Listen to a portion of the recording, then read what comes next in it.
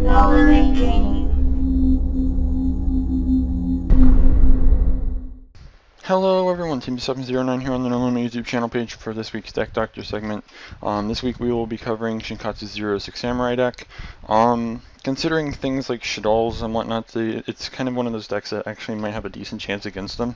So it's something that I thought that I might cover. I guess it'd be something to just, do that we haven't done, I think, in a very long time. And I think I've done one of his decks before. That was back before we had to delete all of our older videos. But yeah, so let's just kind of get into his build, then we'll get into the fixed build and explain the changes. And yeah, let's see if we can't do this a little bit faster than 15 minutes today too.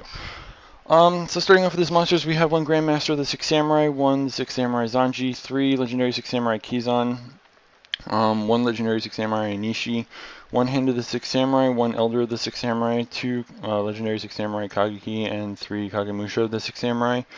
Spells, we have 2 Reinforcement of the Armies, 3 Shine Smoke Signal, 1 Soul Charge, 2 Forbidden Lance, 2 Asceticism of the 6 Samurai, 3 6 Samurai United, 1 Double-Edged Sword Technique, 1 Bottomless Trap Hole, 2 Trap Tricks Trap Hole Nightmare, 2 Breakthrough Skills, 1 Compulsory Evacuation Device, 2 Fiendish Chains, 2 Wiretaps, 2 Musakani Magatama, and 1 Solemn Warning.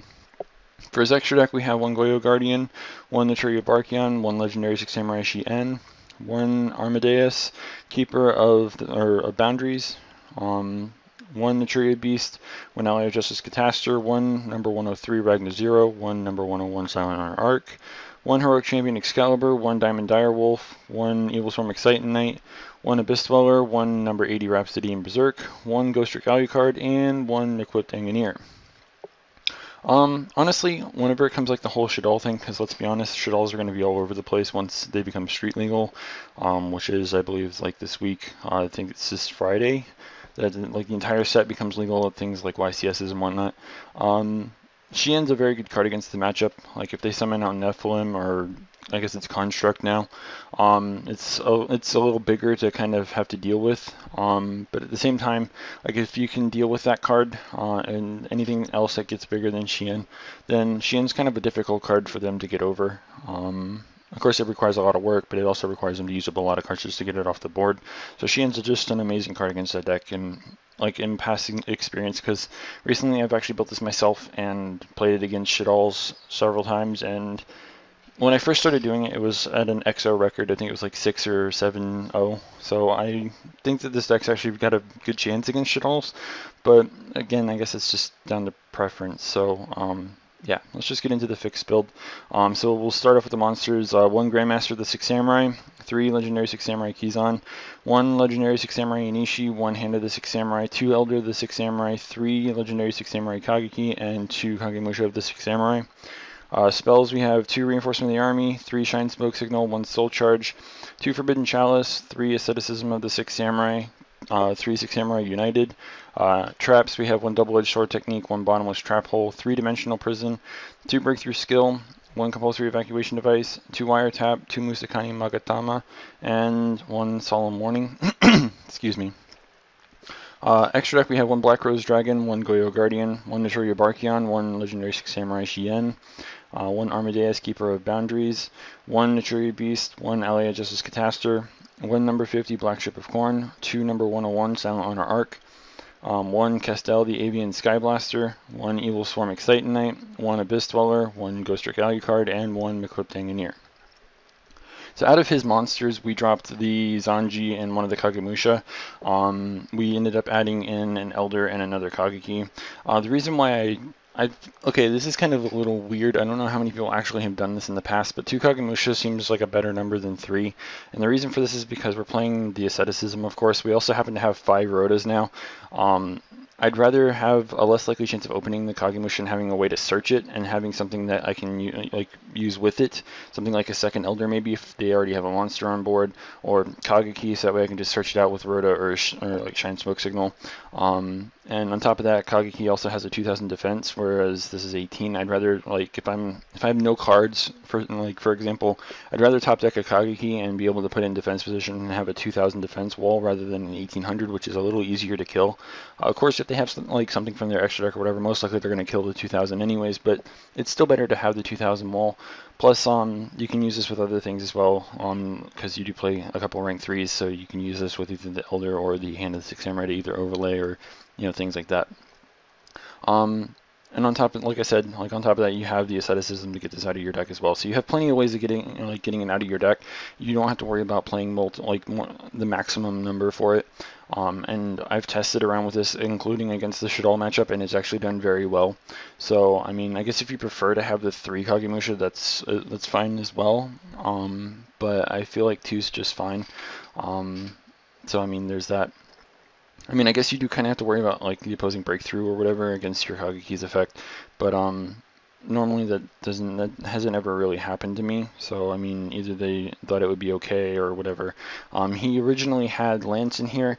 Lance is something that I feel like if you want to, you could try siding it in over the chalices if you find yourself if you find out that they have a whole bunch of negation effects or things like that as well. I mean, there's that as well, but yeah. I think Kageki was the only thing or not Kageki, but Kagemusha was the main thing I needed to explain out of the changes from the monsters. So, yeah.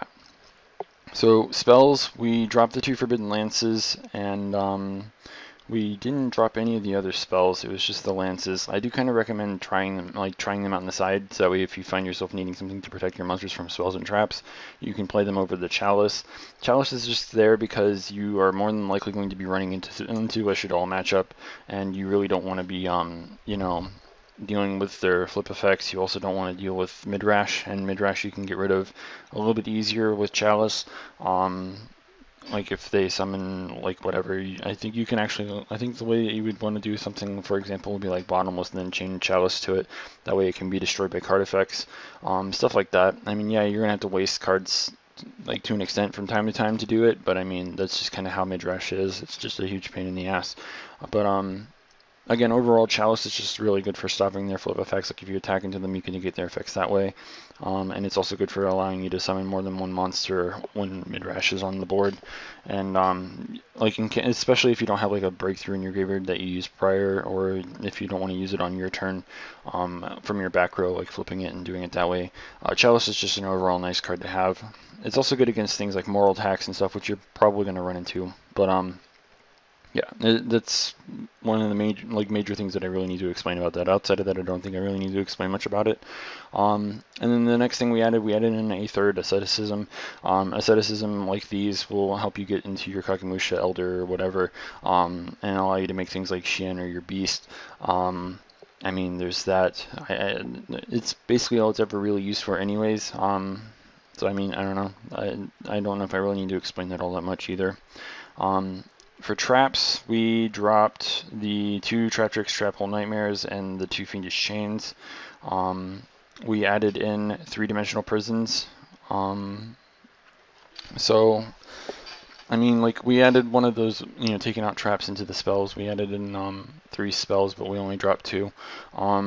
So, Deep Prison is a really good card right now, and honestly, I like it being paired up with things like Breakthrough. It depends on your preference, really. It's really good now, especially because, again, Midrash can't be destroyed by card effects, not to mention being able to take out Construct and a lot of other just major threats, especially when you happen to have either Barkion, Beast, or Shien on your field, and you need to protect them from bigger monsters.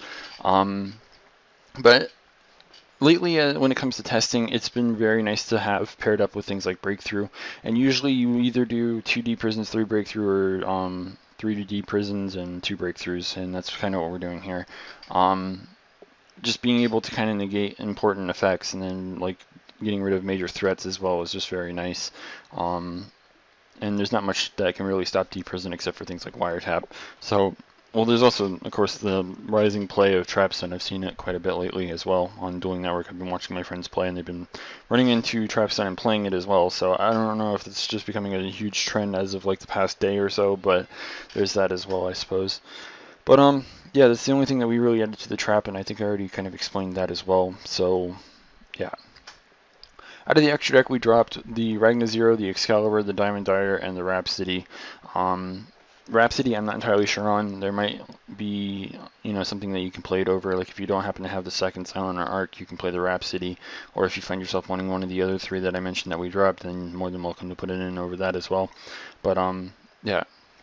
So the things we added in the Black Rose Dragon, you do have the ability to make this into this, and Black Rose the field. There might be situations that call for it. You can also, like if they happen to be in the graveyard, you can soul charge the 2 back and then blow up the field. Not to mention things like double-edged sword technique. You can activate it and then make the Black Rose and then go off from there. It's just kind of a nice card to kind of get you out of a tight spot if you find yourself needing to get rid of a huge threatening board, I guess is a good way to put that. So there's that. We also added in the Black Ship of Corn. This card's been played quite a lot lately for obvious reasons. It's good for getting rid of things like the hands and just a whole bunch of other just generic shit. There's also things like Equipping in here, which are seeing a lot of play. There's a lot of just good cards that are seeing play that Black Ship helps you just get around, gets them off the board, and you just don't ever have to deal with them. It's just a really good card right now.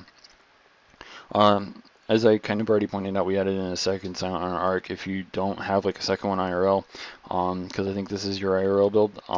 You're welcome to put in any one of the 4 that you already had in here, or if you can think of something else that you would want to put in, I guess there's that as well. I can't really recommend anything else because I think that the second Silent Arc is a very good card to have.